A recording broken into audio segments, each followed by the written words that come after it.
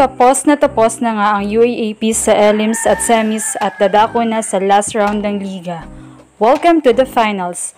It's the battle between NU Lady Bulldogs and UST Lady Tigersses. Ito na nga ang pinakihintay ng marami, ang tapatang NU at UST. UST versus NU Bardagulan Game 1. Sino ang makakauna? Sino ang uuwing talunan? Belen versus Det sa depensahan.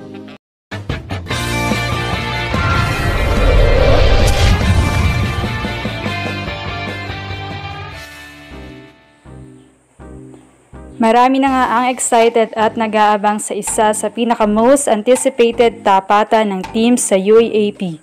Importante nga ang Game 1 na ito para sa pagkuha ng championship title sa UAAP Season 86. Siyempre, once na makauna ka, talagang bibit-bitin lamang ang momentum papuntang Game 2, malaki na ang tsansang maiuwi ng isa sa dalawang team na ito ang corona. Samantala ay balikan natin ang pagharap ng dalawang team na ito noong elimination round.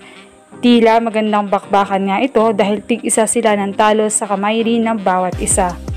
Opening nga ng UAAP nang una silang magtapatan at mabilis lamang ang naging laro dahil na-sweep ng UST ang NU in straight sets.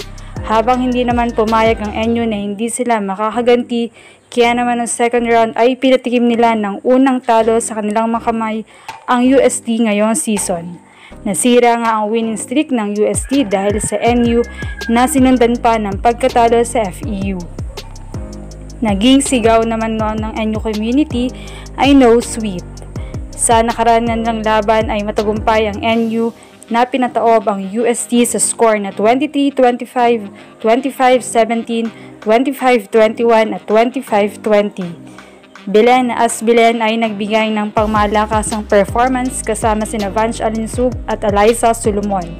Triple-double performance naman for Belen, tallying 24 points, 13 digs and 10 receptions.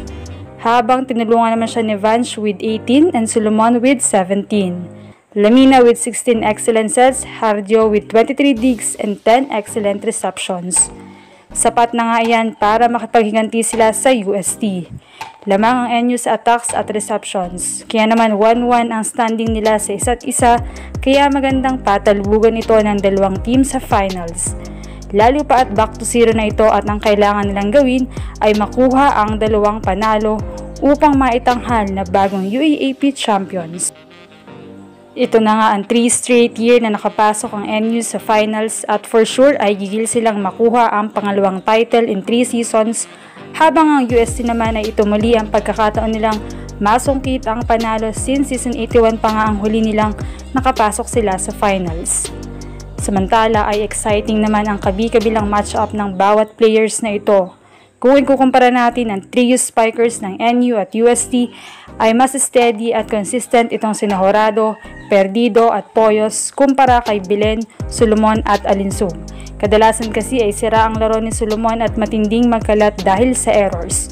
Pero since finals na ito, ay expect na nating mas lalakas pa ang trio ng NU, lalo pat lamang sa height si Solomon compare kay Horado. Pero hindi dapat biru-biruin ng UST dahil nabansagan nga silang mini Miss UST na kahit mas mapangkad ang spikers ng ibang team, hindi sila nagpapatalo sa bilis at depensa. Pero walang makakapigil once na nag-init si Belen dahil parang hindi napapagod. Opensa at depensa, pati nga pagaya ng crowd nila na mag-cheer ay nagagawa pa. Samantala ay kailangan din sa puwersa ng mga middle hitters, pero medyo equal ang butas ng dalawang team dahil sa mga middle blockers sila nadadali. Base sa performance ng UST kontra Lasal ay medyo naginit naman ang middles nila, pero still kulang pa rin. Kailangan lang talagang mahanap ni Coach Kung Fu ang tamang pantapat niya sa net. Samantala ay nag-improve naman ang opensa at depensa sa net ni Sheena Turing, kung kaya nga't nahirapan talaga sa kanila ang FEU noong semis Game 2. Dapat ding masustain ng bawat koponan ang kanilang tibay sa non-scoring department. In terms of setting ay marami naman choices talaga si Carvalho at Lamina.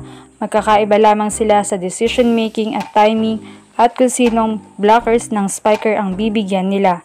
Habang sa floor defense naman ay given na steady at consistent ang performance ni Det Pipito kung kaya nakakagawa sila ng magandang play. At kung gusto ng NU na pahirapan ng UST, dapat silang umiwas kay Det. Habang sa side naman ng Bulldogs, dalawang libero halos sa court ang lumalaro dahil spectacular floor defense ni Bella, kaya nga ito rin ang inaabangan ng marami. Ang labanan sa depensahan ng magbesti na si Det at Belen.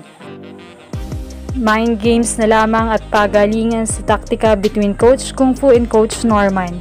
Magaganap nga ang Game 1 Finals ng UST kontra NU sa Araneta Coliseum May 11, 4pm.